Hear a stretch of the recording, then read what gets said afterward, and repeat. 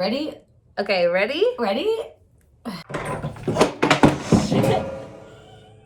So we are both a little worse for the wear this week. It's not ideal. I have 2 mosquito bites on my forehead and they're huge and they itch. I think you look cute. Thank you, honey. I think you look cute too, but you have a little, just a little, like something, a little je ne sais quoi. I have a little speech impediment this week because I had some dental work done. Mm-hmm. And it's so I sound kind of like a 7th grader that just got their first retainer in. I think you sound like Drew Barrymore, and you're also like doing this Drew Barrymore thing with your mouth. So magical. We have shirts on sale now. Oh, yeah. And they're fucking awesome. And one of them is blue and says "Love yourself radically," and the other one has our fucking badass logo. And I love a Heather Gray tee. It's Heather Gray. Love it. So go to manicepisodespod.com and check that out. You will be so happy you did. It's time for our Patreon live. Yeah, let's lie. Yeah, do you want to lie first? Okay. Drew? I'm just so excited. Moni brought over some homemade chèvre from the... You can do it. I think it sounds really endearing. Okay, I'm really trying. You're noticing, nobody else does. Just don't think about it. Don't give it any power. Is that how it works? You are playing with an injury right now, basically, and you included the word chèvre in your lie. Is that how you pronounce that? Yeah. That's a tough word. Let me try again. Okay, go for it. Moni brought over some homemade cheese for the farm fresh bread we just picked up. There you go. So thoughtful and generous of you, Moni. Good, yes. Very good. Plus, we don't need to give the French any more shine than they already get, you know? I'm too hoity-toity. Yes. Yes, honey, I've never agreed with you more. Rex, love him, designed and made a smart business suit for me out of leaves. Yes, just in time for autumn, I'm going to be the vision of foliage fashion, honey. Oh my God, leave me alone. Well, Kimmy solved a problem that has been bugging everyone since the beginning of time. Balloons deflating too early. That's a huge global issue. The beginning of time. Yeah, it's been a big issue. Global issue, cute. You like? Kimmy's balloons are called Everblow. And they stay erect for at least 10 years. Oh, Jesus Christ. This will revolutionize the decor industry forever. Who in the world has ever called an inflated balloon erect? I did. Just now. I like it. I like it. Good job, Kimmy. Victoria found a gift card in one of her pants pockets. And she checked the balance on a website and had $14.31 left on it. Oh my God! Time for a CVS shopping spree. Let's go. How many Cheez-Its can I buy? You can buy Cheez-Its. Like the box is so old, there's a layer of dust on the top of it. Whoa. And a bath bomb. That's personally what I would get. Boy, has Jordan stepped up. I'm not surprised. She won the Guinness Book of World Records for the tallest stairs. In her house or... No. Where? Mount Everest. Shit. They go up and up and up, and she also made them out of recyclable materials. So a feat of feats, really. Good job, Jordan. She's really stepping up. Yeah, I'm going to build an escalator up Mount Everest. Sorry. I cannot be outdone. Haley H. taught a family of chickens how to DJ. They had the scratching motion down. So Haley H. just hooked them up with some equipment and they went to town. The rest of these are chicken related because I wrote them on my phone while we were at our farm stay and there were chickens all around my feet. It's so cute. Chicken inspired lies. Jenna is dealing with something most people will never have to go through. What's that? She just found out she's an animorph. Oh, that's, I mean, of all things to be plagued with, that's not the worst. I know. She turns into a snowy owl anytime she wants. So sign me up. Solomon taught a family of chickens to give back scratches professionally. And he also outfitted their claws with some little soft caps so that it doesn't like lacerate you, break the skin, you know. So you could just have these chickens come over and just scratch with a little soft touch. That's really nice. You love a back scritch. And I love chickens, but their claws are too sharp. Way too sharp. But I knew you'd be first in line for Solomon's new business. Yeah, I love scritches. Stephanie is so sweet. Yeah? She called my grandma to wish her a happy 93rd birthday. Oh, and it really was Grandma's 93rd birthday, huh? Yeah. And they played a quick phone game of what? What did you say? No, I didn't hear the first thing you said. What's that, dear?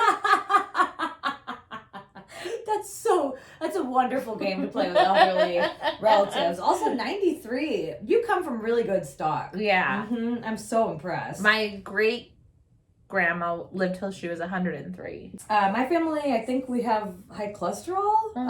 I don't know, but it's nothing that cool. Jenny taught a family of chickens to make Zen gardens. Oh! For a really reasonable fee. They will come to your land and just scratch and scratch and scratch and cluck and cluck and cluck and just be the darling little angels they are. And there will be a really meditative Zen-like atmosphere to traverse when they're done. It's just one of the many things that chickens do for us. Yes, that's so true. Isn't that great? That's so sweet. We were inspired to have today's conversation by a conversation that we recently had about not our normal like shaking our fists at social media and how it's, you know, ruining communication and stuff like this, but just how it's sort of changing the nature of communication. Right. But as these different platforms for communication have evolved, the way that people communicate has also evolved. The way that we expect other people to communicate. Exactly. And what constitutes good communication. Like my students, for example, will use like Snapchat and like photos, like selfie photos of themselves with text overlaid on them just as like normal day-to-day communication. Whereas for me, it's like, oh, that's a really intimate activity that you really share with people really close to you. That got us talking about sort of broader issues connected with communication. What thoughts do you have? What thoughts did you have while preparing for this discussion? There are so many facets to communication that have like shifted over time. And like, I remember when texting first started. I was just going to say, I remember getting my first text message just from my friend Ned, shout out. Cool. Yeah, it was like, I remember getting this notification on my phone and my little Sprint phone, and it said new SMS message, and I was like, what the fuck is an SMS message? Totally. And then opened it and was like, oh my god, he just sent me words. Like, okay, if you know how you'll sometimes see those charts where it's like the whole of human history and they sort of put it on a larger on like a timeline where you can kind of conceptualize large historical waves. Like, for example, if you look at, you know, how long it took from the Big Bang to like human civilization. It's like humans have only been here for like a blip. Right. So if you imagine that with like how long people have been writing, it's really not that long a period of time compared to how long humans have existed. And if you think about how long we've all had like access to internet technology and cell phones, you're talking about like a blink of an eye. Like, what has it been, like 20 years max? So I think it's foolish to think that, like, of course our brains and our, you know, our societal expectations are shifting with those technological advances. And I don't think it's a bad thing. I don't mean to say that any of this is bad. It's just different. Like, if you think about how long we've been reading and writing stories compared to how long we've been orally sharing stories, there's no comparison. We've been speaking and listening for way longer. Absolutely. And I think it's just a matter of like trial and error of like what works and what doesn't. Right. And I just remember that learning curve of being like, how do you text somebody? Right. And like, how do you email somebody? I remember when email started. Yeah, like, me too. It makes me feel really old when I think about it. Like, I remember when email started, you know, or the internet started. Right. And like, what is the etiquette? And like, there has never been, or maybe there is now, but like there wasn't initially like an etiquette guide. And you weren't taught that in school. You kind of just have to figure it out and intuit it. I don't know how much I really have to contribute to a conversation about like technological advancements and social media, except that it has sort of changed the game a little bit. But I'm much more interested in talking about like effective communication as like a blanket term, no matter what medium is used to describe it, and how communication either works or doesn't work in different situations or different circumstances, you know? I was really excited about your perspective on this as a rhetorician and as somebody who like studies language and like studies intention of language and what that communicates. Well, that's what I love about my field, is that in my mind, I had a professor once who said, that she likes studying English because English has everything. Like everything that you want to do is embedded in that sort of, in that larger category. But for me, what's fascinating about communication is I have the worldview that the way that we communicate with each other is the foundation for our sort of collective reality. And that I think communication, like verbal communication, is I think the distinguishing, defining characteristic of our species. And I think it's absolutely incredible that we're able to do this. Yeah. That we have, like parts of our brain that are pre-configured to adopt language skills and learn language really quickly. Like how quickly children learn language and learn to communicate is fascinating. And that there's this whole like supralingual category where there's body language and gestures, and you can read just tiny little cues into the way that people look at each other. Right. I read one time that in a study that I looked at, that you can tell sort of the closeness of people's relationships with each other when they're in a group. If somebody tells a joke and the whole group starts laughing, it's the person that you look at while you're laughing, like that you want to like share that experience with. And so there's just so many fascinating things. And I got really interested in people who study like interpersonal communication. That's not my area, but I'd read a study where an analyst would look at the like whether or not it's conventional to laugh at your own joke, and studied this as a pattern. Yeah. And found that if you are in a conversation with just one other person, it's sort of standard to laugh at your own joke as a way to give them a cue for how to interpret what you're about to say. Wow. So I might start laughing before I even say the punchline. I'm telling you what I'm saying is a joke and you're allowed to laugh at it. Yeah. But in a larger group, you wouldn't do that because that kind of gives the punchline away. Wow, I never thought of that. Yeah. So I just think I've just always been fascinated by how people communicate. I think it's so fascinating, and it's equally fascinating to look at how communication breaks down in different contexts. Right. How communication does and doesn't work in friendships and professional settings and romantic relationships. I'm just fascinated by it. Totally. It's the basis of our whole world. Absolutely. It's the most incredible and important tool we have. Yeah, I think it's fucking awesome. Yeah, because communication itself is like full, the umbrella is like so wide. It's huge. Because when we talk about linguistics or language or English or the difference of perspective. There's this anthropologist and linguist named Daniel Everett who wrote this book that I'm really fond of called Don't Sleep, There Are Snakes. Have I talked about this in the pod before? And he studied, it's a really controversial kind of study, and he ended up in this like clash of the Titans against Noam Chomsky about... Oh, yeah. I remember we talked about this. Yeah. And he studied this tribe in the Amazon, called the Pirahan. And it's this tribe that has very limited interaction with outside groups, a little bit because they live right on the Amazon River and are involved with some trade going up and down the river, but mostly they're pretty isolated.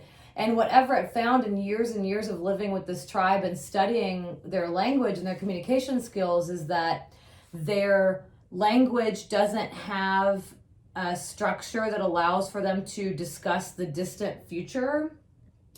So they don't have language where they don't have grammar for it. So the language that I might use to say, 10 years from now, I really hope that I'm able to do such and such, right? To talk about the distant future, that they lack the grammatical structure for doing that. Wow. They also don't have words to allow them to count past particular numbers. I don't know what it is.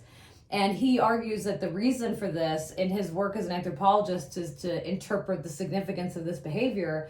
He says they don't communicate about the distant future or about large numbers because it's not relevant to their reality. They have he calls it the immediacy principle. Like they're concerned about what is immediately happening. So they don't talk about the distant future or the distant past. Yeah. Chomsky argued back and said that's nonsense. All humans have the configuration for that. You're just not understanding the way that they're talking about it, But so a lot of this is like exoticizing and kind of fetishizing the way that different groups communicate. But it is true, there's this. Have we talked about the Sapir-Whorf hypothesis? So just really quickly. So this is something that was coined in the late 1920s. And it's the idea that the language that you speak shapes the way that you understand the world. So like if I'm a native speaker of Spanish, I'm going to see the world in like a more dramatic, romantic way than somebody who doesn't. Or, you know, I could go back a little bit differently, you could look at that differently and say, you know, if I learn the word for gigantic, then I can conceive of something bigger than somebody who doesn't have that word. So it's this idea that language shapes your perception and shapes your experience.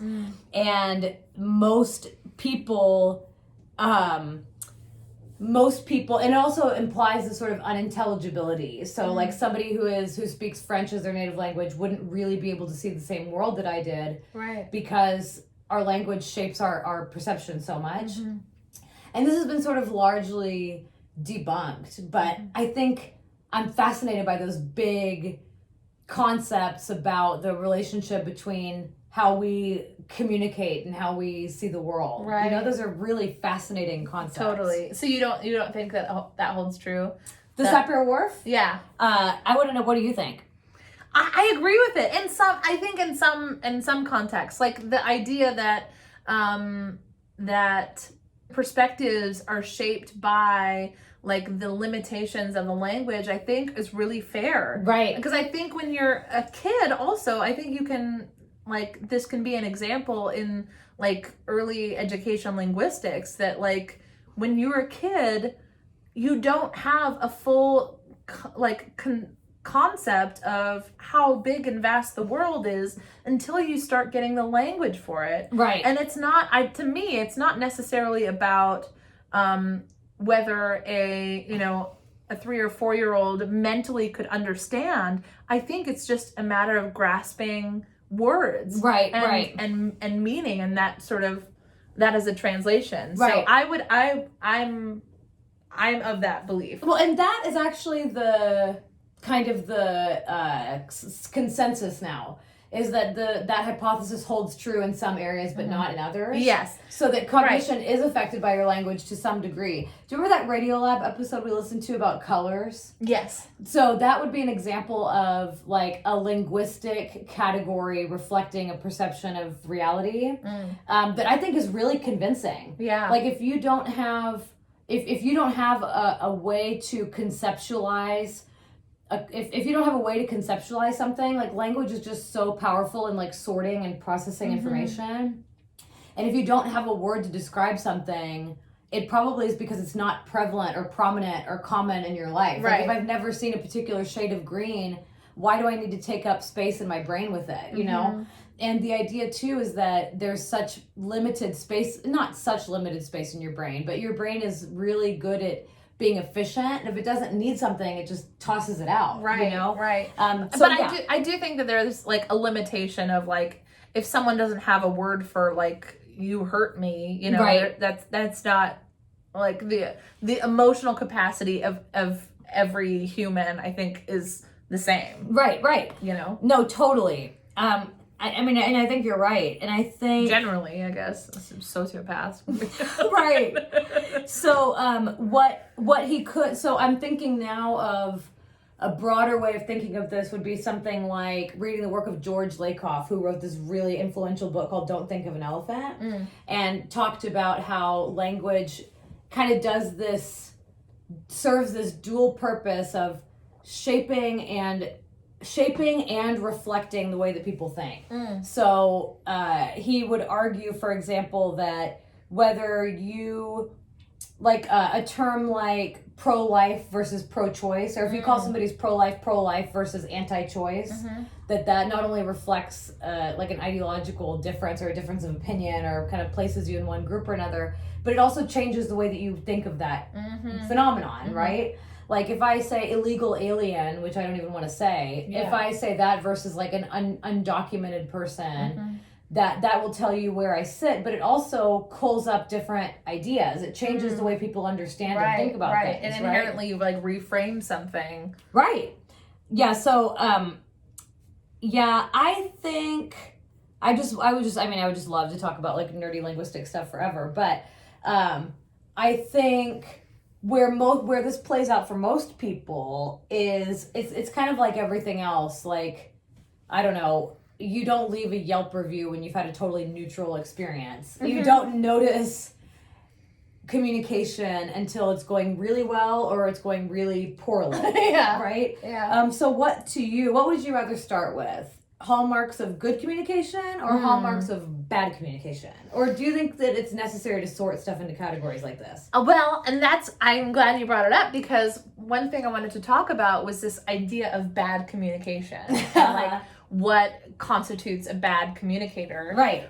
And I would like to pose a question and say, is it necessarily that someone's a bad communicator, or are they a different communicator than what you're used to? That's a great question. Or like, are you is it lost in translation, the messaging? Right. Because maybe somebody doesn't have the same faculties you do, or their brain works differently. Right, totally. And so bad communication can be really as a result of like a schism. Totally. Rather than like someone being one bad communicator. Yeah, and that there's no category that everybody could agree on as far as a bad communicator goes. Mm-hmm. I don't know. It's like really frustrating to talk to somebody who is like stoic or not really effusive, right. For me personally, because I'm like, I feel like usually when I'm talking I'm smiling, and if I don't have that exchange with somebody, I'm like, okay, how do you work?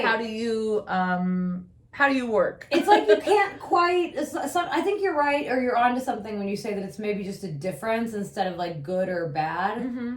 Because there are some people where it's like, I just feel like I can't find a groove with them. Mm-hmm. Like I can't fall into an easier natural rhythm with them, and it doesn't mean that they have bad skills and I have good ones, but just that like on some level something we're doing with each other isn't mm-hmm. working, mm-hmm. you know? Yeah. I think that's a real issue. And I think about, for example, when it doesn't necessarily have to be somebody who has complementary conversation skills, because I've had the experience before where another person is in the room who has like another strong personality who likes to be sarcastic or joke or tell stories the same way that I do, mm-hmm. and we have trouble communicating with each other because it's like it establishes some kind of a competition. Like in other words, I've had bad communication with people because we communicate so similarly. Wow, you know really? what I mean? Yeah, I mean, and maybe that's just my own ego, but you know, I think the same way that communication between two, you know, reticent, quiet people can be challenging. Totally. You know, not necessarily, but it can be. That was one thing for me. My little sister is pretty introverted, and I have another friend who's introverted, and I never really spent time with quieter people because I'm just so obnoxiously loud, and I want to be around other people who affirm my way of life. Right, totally. And we were on tour together. She was my photographer, Zoe Rain. She's amazing. Yeah, she rules. But I remember being on the tour bus with her and being like, "Are you okay? Are you sad? Are you homesick?" And she's like, "I'm having a really good time. Yeah, I'm having a really good time, and you don't have to keep asking if I'm okay. You know." Right. And it just was so infuriating to me because I was like, why don't you tell me? You're bad at communicating. And without realizing that I have a very specific perspective about how to communicate. Or I just think if people are not like loud and effusive, I just assume that they hate me. Exactly. Like almost universally. Yeah. Like, at least at first. Yeah. But being and it's like it's anathema to me where I'm like, oh, some people don't like it if you're like loud and boisterous around them. Like some people, that's not their like preferred way of communicating. Yeah. Like, they perceive it as being phony or inauthentic, or that it's a cover for some other kind of insecurity. It's just it's interesting. I think a really good marker of communication as well is like you have to know yourself. Yeah. You have to know what you want out of that exchange, or know because it requires honesty. That's a great point. It requires honesty and authenticity. And if you come into the conversation or the exchange being a really strong communicator, but not knowing what you want to communicate, right? Like you're gonna hit a dead end. Absolutely. You might be offering that other person what you think they want, but if you're not able to communicate your wants or needs. And I think I'm specifically talking about like in a romantic relationship. Oh, okay. Like yeah. Tell me what you mean by that. Being able to communicate is one part of the process, the battle. Yeah. Two people who are strong communicators but don't know what they want can really get themselves into trouble. Definitely. Well, and I mean, we've seen this borne out in our own relationship where both of us are so used to our communication serving some kind of like a palliative or smoothing over kind of function. I don't know if maybe that's the best way to describe it, but for me, that's where it comes from, I think, is like being a middle child and having to sort of like do the rodeo clown thing and wanting to be like a distraction and make people feel better and make people feel at ease. You know, I have a really strong need to be agreeable, you know? And so I think we both have a tendency to do that. We both do that with each other. So especially early in our relationship or before we started focusing on our communication, we would be doing it to each other. Like, no, everything is fine. Don't worry about it. Yeah, I'm absolutely fine. I'm really good. I'm great. Yeah. Are you sure you're okay? Yep. And so we would never like really get to the meat of what was going on, or it was challenging to get to the meat of what was going on. And that takes work. I mean, because I think communication is always indicative of, I mean, by virtue of what it is, right? It's like symbols that we use to exchange ideas, right? To either get things done or like I have some concept or feeling or idea that I'm trying to get from my brain to your brain the most efficiently, right?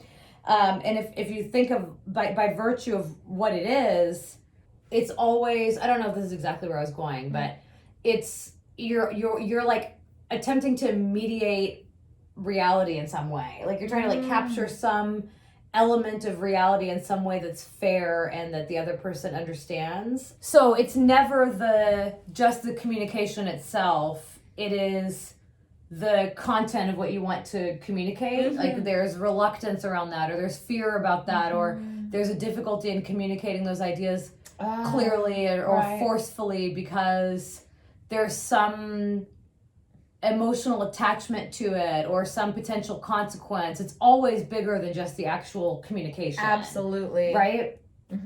So, you know, like if for example, if I am in a relationship with someone, whether it's romantic or a friendship or otherwise, and let's say I want to cancel plans, but I'm not communicating that well. It's not necessarily that my communication skills are flawed. It's that I have a problem disappointing someone. I don't want to deliver disappointing news, and who knows why that might be. But there's always a bigger story than just, I'm unable to send a clear text message, or I'm unable to apologize. It's always something underlying it that's the actual issue, you know? Right. I wanted to ask you a question.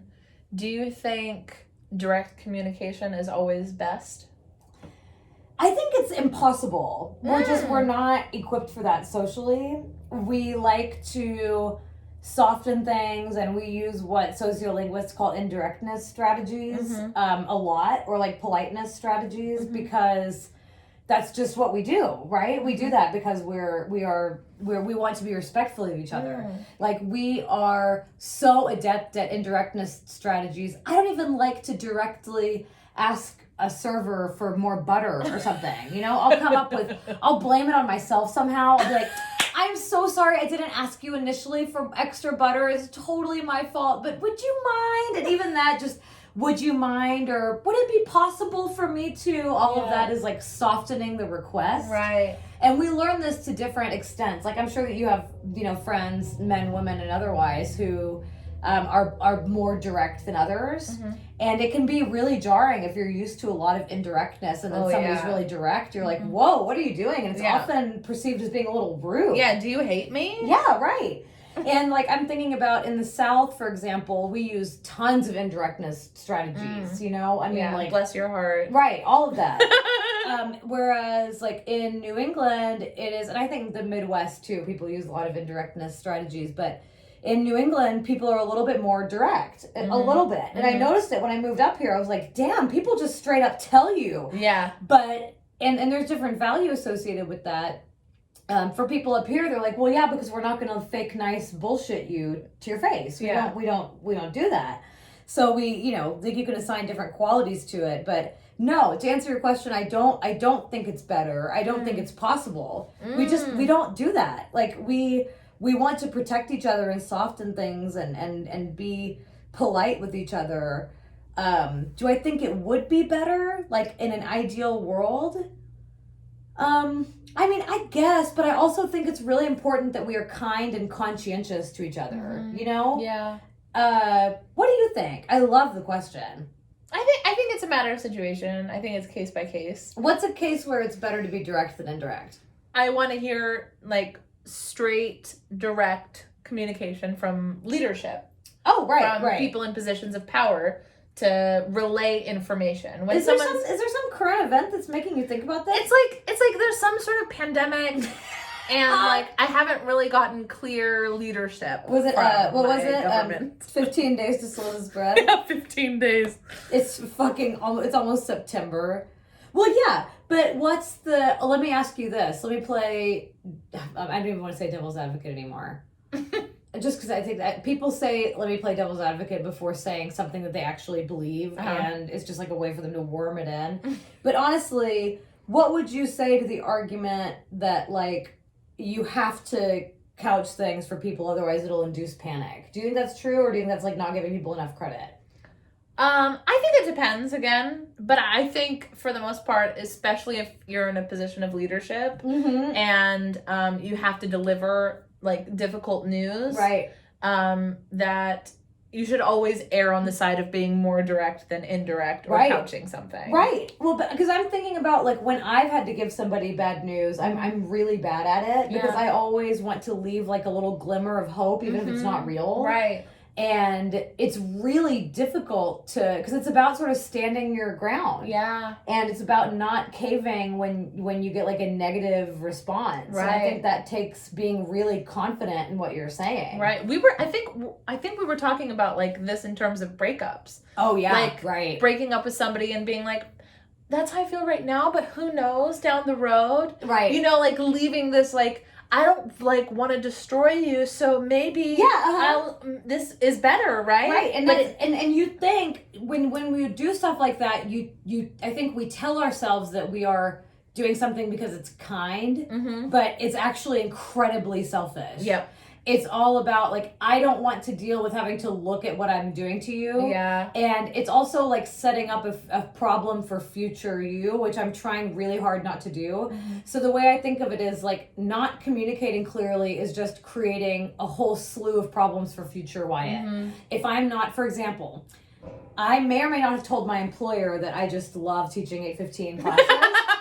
Because I have a little people pleaser streak, but also I'm a pre-tenure academic, and it's important for me to be agreeable or, to be available for things, or that's what I tell myself. So I taught 8:15 classes for years, and I realized like I'm just creating problems for my future self if I'm not direct. Like, let's get real. If I say, you know what, teaching at 8:15 really isn't my thing. Do you think we could push it back? Or like, I've kind of done my time. Can we change that? I'm not going to get fired for that. It's right. I just don't want to deal with the consequences of being direct and advocating for my needs. And that's really, really hard. Right. Did you ask this year? No, it just kind of happened. Okay. So. But I've thought about it. Like if I decide to, if I get put in that position again, most certainly I will do a better job of advocating for myself. Yeah. And I think that fear of being in a precarious position or being disliked or being perceived as difficult is why I do all of the softening and people pleasing kind of stuff that I do. Because I think it's like, you have to have such conviction to be really direct. And even when I do have conviction, like I have a really hard time expressing with a lot of people that I disagree with them. It's just hard. There's a lot of fear there. Yeah, absolutely. Yeah. Yeah, I think that's what's, because I experience the exact same things you do, where I just want to be accommodating and be just so agreeable and someone that like people like being around. I want like desperately to be liked and to be people's favorite, that I will like do anything for it. Right. And I think that's why I stayed on the record label for so long, and put myself in really uncomfortable positions. And stretch myself too thin, and sort of that's that power of saying no, or that power of saying yes, of like, what do I actually want? And I think maybe a couple years ago I would have argued that not being able to advocate for yourself or acquiescing to situations that makes it easier for other people is like a hallmark of low self-esteem, or not caring about your needs, or being a doormat. But I don't think so. I don't think so. I don't think it's about self-esteem or being a doormat. I think that it's really I think that it comes from a place of like genuine care and love, and wanting. What we have to do is retrain our brains and relearn this idea that when you ask for what you want, or ask for what you need, or ask for what you would like, it doesn't mean you're a bad person. It doesn't mean that you are causing harm to somebody. Totally. Or causing discomfort. That is my ultimate fear, that I have caused discomfort to somebody. And so we have to dig in and find that power that, like, even if we're asking for something, it doesn't inherently mean that it's causing discomfort. Totally. Or being comfortable that it may cause someone discomfort. I'm going to be really careful with this because I'm walking into thorny territory here. So there's this sociolinguist named Deborah Tannen, who her work kind of got a little bit of mainstream attention because she studies communication differences between men and women, particularly in the workplace. And one of the things that she finds in her research, the reason I say this is a thorny area is because I don't want it to sound as if I'm arguing for any like fundamental biological differences between men and women in the communication department. But I also don't want to say that by dint of it being socially learned behavior that it's like inevitable or something. I don't know what I mean, but I'm just making the observation. So Tannen observes that women use, of course, more indirectness and politeness strategies. Women tend to be more agreeable. A traditionally like feminine style of rhetoric is one that does bridge building and community building, and women are often sort of in this peacemaker role as far as communication goes. And the consequence of this in life for women who, like people who are socialized as women, the consequences can be gigantic as far as that goes. Like not being able to stand up for yourself and not being able to communicate your needs clearly puts women in really horrific situations of being taken advantage of in a lot of different ways. Not only in like romantic or sexual situations, but also just like not being able to negotiate effectively on their own behalf if you're getting a raise or a mortgage rate or whatever it is. Like these are like measurable, actual, empirical differences in how men and women are. But I don't think it's just communication skills. Once again, communication is just the package for other stuff. So I don't think it's about communicating. I think the communication is indicative of your relative place in the world, right? Like how you see yourself in sort of the hierarchy. So when people will do things like argue or teach women like how to communicate differently in a salary negotiation, I think it's really missing the point. It's getting there a little bit too late. You have to argue for like women seeing and understanding themselves differently in terms of like somebody who they should advocate for. You know what I mean? Like they don't see themselves as somebody who is wholly deserving of what they're advocating for. That's the problem, not the communication, in my estimation. But I say this because I brought up the gender differences in how we communicate with each other, because that's where I think that tendency to like be really agreeable or not to want to cause somebody discomfort can really work to women's or anybody's detriment big time. Yeah, right. But I think especially for people who are socialized as women, for sure. Yeah. The way that you said that. And I was thinking, I was like, how do you bolster that? How do you change that? Right. If that's all you know, and especially I feel like people who have experienced trauma in their life, who have a mental illness, who are othered in our society, like compounded with any of that. You want to be small and fit yourself in where you're supposed to and not make too much noise and make everything nice. Right, yeah. And how do you change that? Mm-hmm. How do you work through that? And I was thinking about this one aspect of my life that has been difficult, and that is flying on an airplane and being in the window seat and having to go to the bathroom. Oh, I'll just hold it on a red eye and not asking anybody to get up, because I'm like, they're sleeping or they're reading and I don't want to disturb anybody. Yeah. And I feel like there was a time when I was flying so much that I was like, oh my God, I'm going to get a bladder infection. One time I was getting off the plane and I could barely move because my bladder hurt so bad. Yeah. And these are like, I mean, they're like, you know, from like Boston to Seattle. Like I was doing that, or Boston to LA. Like doing those flights and not going pee the entire time. Right. And how many Bloody Marys did I have? I don't know. And I decided this one flight a couple of years ago where I was like, I'm gonna straight up pee my pants. I'm gonna pee my pants if I don't ask these people.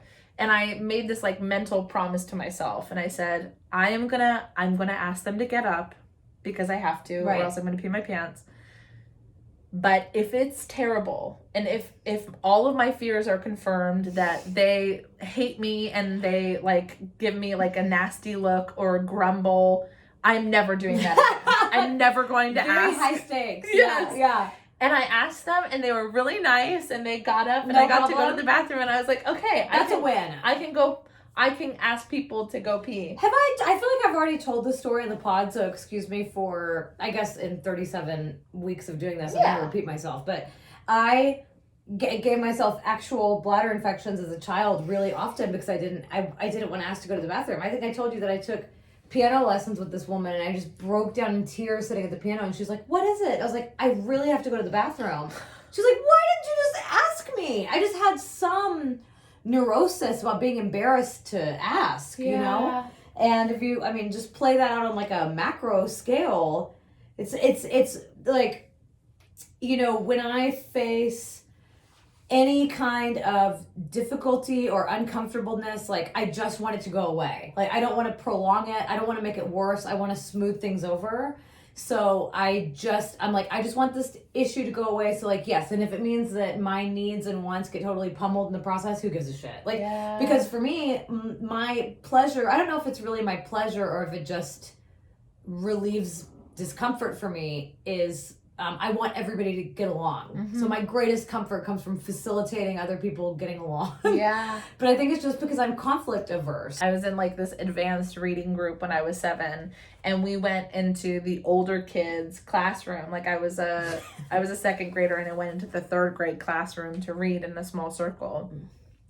And I grew up, I don't have a sense of smell, and part of that reason is because I grew up in a house that had like black mold, and so I had sinus infections all the time. Yeah. My nose was just constantly running. I always had to blow my nose, and I, for some reason, going into the big kids classroom just scared the shit out of me. Same, big time. And I would sneeze, and I wouldn't get up to get a tissue because I was so scared of standing up. Same in the classroom. Yeah. And so I would just kept wiping it on my shirt or my hands, and by like the end of reading group, there was just like snot all over my face. This totally resonates with me. Like, why didn't I get a tissue? This totally resonates with me. I legitimately, I think I I think I gave myself another bladder infection in class because we had like one class period where we were with like the 4th graders when we were in 3rd grade, and I didn't want to get up in front of everybody and go to the bathroom. Yeah. What the hell is that? I don't know. We have a long way to go. Yeah.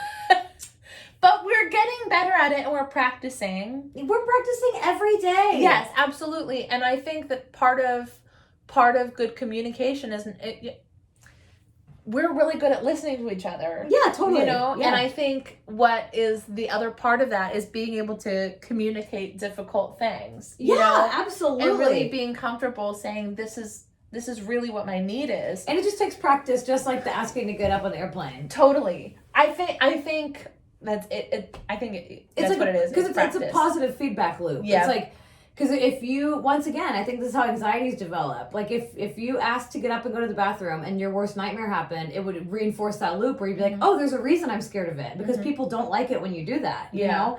And and of course I'd ask you to put yourself in the other position. When you've been in the aisle and somebody in the window asks to go to the bathroom, are you like, that fucking asshole?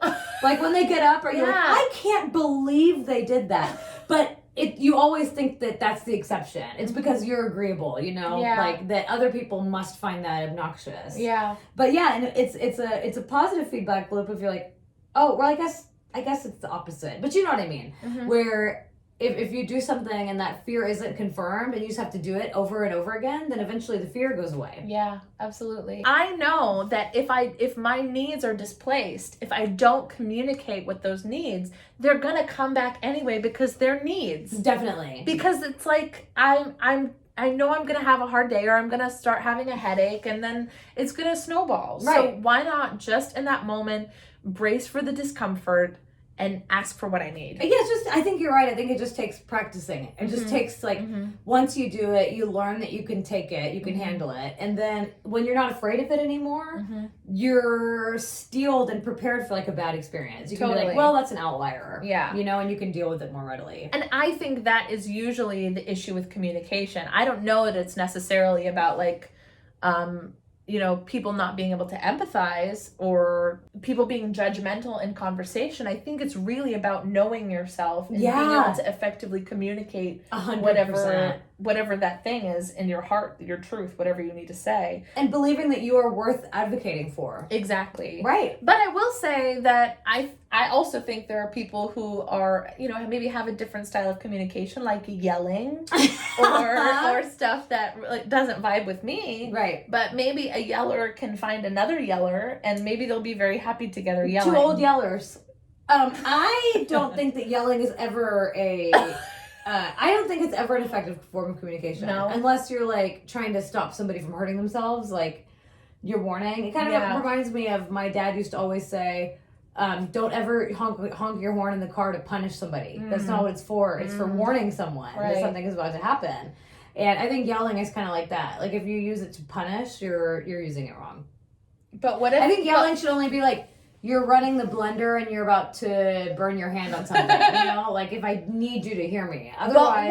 But what if a yeller is like in a relationship with another yeller? Hey, and whatever floats your boat, man. Yeah. Hey, if that works for them, sure. Because I feel like there are people in relationships that are really argumentative and they get something out of it. Yeah. And they need to yell it out. Okay. Who am I to interfere? Yeah. That's great. I question that, but who are we to say? Who are we? Yeah, yelling can be okay, sure. Yeah, but it's not okay with me. Yeah, no, not okay with me.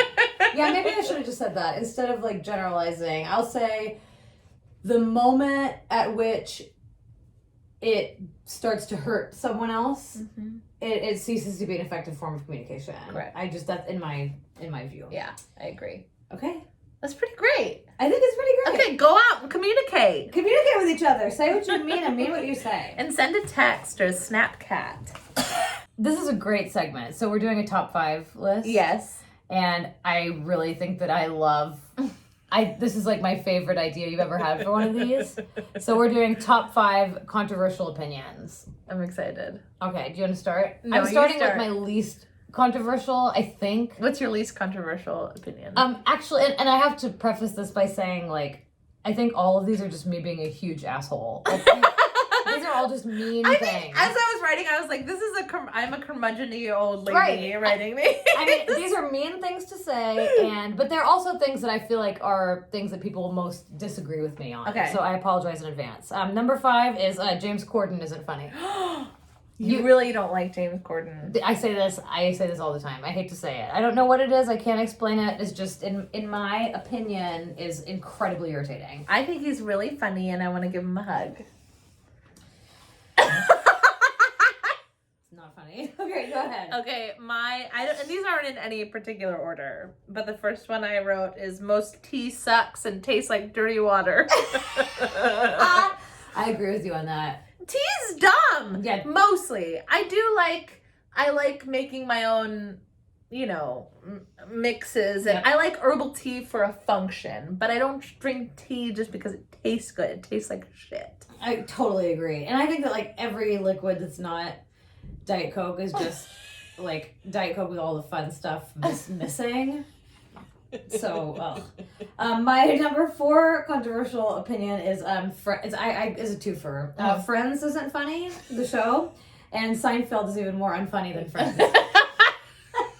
Both of them are like aggressively unfunny, stupid, unfunny. I don't think I've ever watched a full episode of either one of them either. You haven't? So this is a great situation. No, this is a great situation where, like, not only is this just me being an asshole, but I also don't have enough information. So it's, like, quintessentially unfair, and I'm sorry. I have watched every episode of Friends. I'm not ashamed to admit it. I haven't watched every episode of Friends since I was 14, but I loved it then, and I, other than, like, the fat phobia and transphobia and all of it. Wow. Alright, what's your next one? Onions don't need to go into everything. I totally agree. Onions are over. Stop putting onions in everything. Yeah, onions are overdone. They're just in, like, every recipe. Saute onions. Why? I don't even know what they taste like. The only reason that I really, like, started eating onions with the fervor that I do is that I was in a long relationship with someone who fucking refused to eat onions. And they're in everything. So I just couldn't cook with them, and I found myself getting really resentful over it. So then later I was like, I just, like, wanted to just get an onion and be like, so now I eat it with just, like, a burning passion. But yeah, they're just, like, clear, and, like, the more you cook them, the less they taste like anything. Yeah, what's the point? What are we doing here? Garlic is better. My number 3 controversial idea, again, this is just me saying I don't like things. Zooey Deschanel is the most... is the most annoying person on earth. Like, I get heartburn when I see her face. Isn't that awful? I think she's really sweet. Most people do. And I'm not saying that, like, y'all are better people than me. I am, there's something wrong with me. I'm an awful person, but that's just how I feel. Have you ever watched New Girl? You've never watched it. I can't look at her for long enough to do it. Why? Where does it come from? It's like there's something, like really affected and precious and, like, self-conscious that it makes me feel like the Little Mermaid scene where Ariel's brushing her hair with the fork. Like, it makes me uncomfortable. I loathe her. Yeah, you really don't like her. Unless she's a fan of the pod. In that case, I could... this could all change in a second. This world could be yours. My other opinion is that I like wearing a mask in public, and I like seeing them in public. I do too. It's really comforting. It's like a little blanket you get to hide in. Yeah, you were even in the car and you just put it on. And I was like, what are you doing? It just feels good. It feels good. That's a good opinion. Yeah. But I think it's controversial because I think a lot of people don't like wearing them in public. But when I see it, I'm like, you care about me. It's a great feeling. You care about the world around you, and that makes me it. feel safe. And I'm going to wear it because I care about you, and also it's cozy. And even here where it's, like, legally mandated, I'm still like, oh, that's a nice thing to do. Yeah, following the law. My number 2 controversial idea is that cheese pizza is the best pizza, and toppings on pizza diminish its quality. You know what I say? I call it, it's the, you know what I mean? It's the perfect, it's the gold medal slice. Just plain ass cheese. I put every single thing I can on pizza. I want just dump this like the golden, like the little places where the cheese is like a little bit more golden brown. My mouth is watering. I want pizza. I want pizza tonight. Can we order pizza? Oh, fuck yeah. Please, can we? Would you fuck with me on this? Okay, this life rules. Okay, go ahead. Okay. Washing your face and hair every day is stupid. It's not great. It's the flora or the, what is it? Like the moisture levels in your face, right? Yeah, the oil levels. Right. I mean, I'd say this is like my hair is disgusting right now. No, your hair never looks disgusting, and I think it's because you don't wash it that often. Yeah. I think it's way better for your hair. I never wash it. And my face, my skin. Your skin is immaculate. I wash my face like every 2 weeks. Once every 2 weeks. But I do like, I will wash it, and then I do a mask, and I do a whole thing. But every night I always take off my makeup, and I always take like a hot washcloth to my face to get everything clean, and then put coconut oil on. Yeah, I have started like really fretting over my skin a lot, and have a really complex routine going. Your skin looks amazing. Thank you, honey. Yeah. My number one opinion is going to the beach sucks. And I like grew up in Corpus Christi, Texas, like right on North Padre Island, South Padre Island. I grew up on the beach, and it's like it's fucking hot. There, you get sand all over. Like the ride home from the beach is so miserable. Like having sand all over you is the worst feeling, and it never, like that feeling of like gritty sand on my body or like on the car seat is just. Can you tell how miserable I am talking about it? And also, like, once you get to the beach, it's so boring. Like, I'm not going to build a sandcastle. What am I going to do, just sit there? Like, and broil? No, that's awful. And the water's nasty. Yuck. Jesus Christ. I guess, like, a night bonfire on the beach is fine, but other than that, I'm out. Especially because I don't drink anymore, so, like, there's nothing in it for me. You like that? Damn, honey. Okay, my last one. It's pretty controversial. Okay. Anti-bullying programs are stupid. Ooh, hot take. Why? Anti-bullying isn't like, we don't need to stop bullying. We need to stop the reason, like why people do that, or like get to the heart of the matter. You don't just like. You can't shame someone into like getting it. You have to like explain things or like understand, like put programs in place that like embrace, you know, body diversity, or like, you know, like cultural differences, and like that's what that focus should be on. You know, if you extend your logic, there's actually a lot of research to support what you're saying. So you could even extend this to like anti-racism training in workplaces. Studies that they've done have shown that those kinds of trainings can more deeply entrench racist ideas. Once you get to them in that kind of form, it's too late. Like once it's gotten there. Also, I think any kind of like mandated training, you're making it very difficult for people to be receptive. Like kids at school or people at the workplace are not at their most receptive for ideas about how to conduct themselves or how to believe in things. I think you're right. I think it's like it's like studying, it's like prioritizing how to treat somebody who's like cut their hand off with a chainsaw instead of like teaching people chainsaw safety. It's like, if you get to that point, it's too late. Yes. I'm with you. Yeah. I agree. You can disagree with us, but we can't hear you right now, so... La la la la la la la la. Let's read poems. I think we should. Do you want to go first? Sure. Okay. I stumbled on this poem. I fell over. I fucked up and fell over this poem. Damn, here we go. And it is, I think it's fucking great. And I want to read it to you, and then I want to read the about the poem. Absolutely, yes. So this is a poem called Menace 2 by Taylor Johnson. Hell yeah. After June Jordan. Nightly my enemies feast on my comrades, like maggots on money. Money being my enemy, as plastic is my enemy. My enemy everywhere, and in my home as Wi-Fi is. A money for me to reach my comrades, and kills my houseplants. My enemy is distance growing dark, distance growing politely in my pocket as connection. I must become something my enemies can't eat, don't have a word for yet. My enemies being literate as a drone is, well read and precise and quiet as when I buy something, such as a new computer with which to sing against my enemies. There is my enemy, silent and personal. Ooh, wow. That's really powerful. Yeah, tell me about it. What's the additional information? So Taylor says, I do think I can get to a place one day internally where I believe I don't have an enemy. However, given my material condition in this country, given the material conditions of my people in this country, given the fact that the descendants of enslaved Africans in this country have yet to receive reparations, I'm letting myself practice my anger. There is a draft of that practice which will continue to be drafted as long as there isn't liberation for African and indigenous people globally. Ooh. This is to say, my enemies are those who block my peace. Ooh, damn! Yes, like I love that, like sort of like envisioning not having a need for it, not even feeling a need for it, but like presently this is how I have to confront reality. Yeah.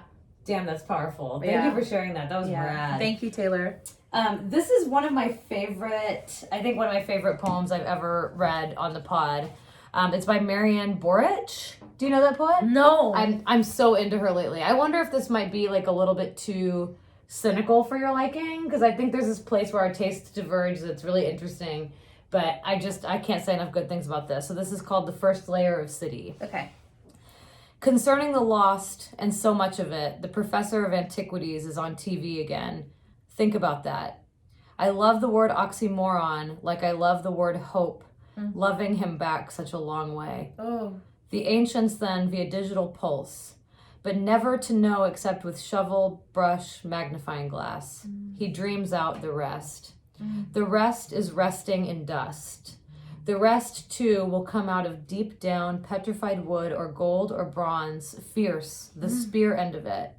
Not far, so many winged creatures sculpted out of flight to peer from a ledge, their grim human heads turned sideways. Desert a distance, a horizon. Column after column, holding up a go. What made it cool in there, made us all the first days of the world. Lie down, close your eyes a moment, listen to the fountain. The professor of antiquities looks into the camera as into what the oracle saw and says, you don't destroy, you restore. All this time to recover, words for beer, for how much you owe me, for gods and king, the body living or in death, what to do, what's elegy, and next marked on clay tablets with a stick. First lost layer of city, shock seizure of flames larger than night, after night some year BC, burning back temple or palace until, safe all words, safe, slow fired to stone in the lower chamber when everything else. What? Yeah, I was like, oh, I could tell you weren't looking at the page, so I was like, you're gonna like this ending. Fuck! With a nice, I love anything ending with a nice M dash. I like her. I like that it's a little biting, that it's a little sarcastic. Yeah. I love this, like, the professor of antiquities is watching, and she's watching the professor of antiquities, and, like, we're all having this, like, level of relationship with whatever the divine is. It's, like, all these steps removed. Right. You know, and we have the audacity to be judgmental about anybody's proximity to it. Right. I for some reason, what kept coming in my head was Antiques Roadshow. Me too. That's what I where I was like, we're looking at these sort of material, like tangible goods, and like, gosh, this is our value judgment of them, and like what they meant to somebody. Like, will we ever really know? I think that's. I wonder if that's not what she had in mind when she wrote it. I just think she's so fucking great. I look forward to reading more of her. What was the one it was the one about night, black as night, or not, oh, yeah. Forever night, or... There was... Hold on, let me see. Oh, maybe this was it. Oh, shock seizure of flames larger than... Yeah! What? I like that too. Shock seizure of flames larger than night. I think these lines, he dreams out the rest is resting in dust, the rest too will come out of deep brown petrified wood. I just love that. Okay. Thank you guys for joining us. Good night. Good luck. Good.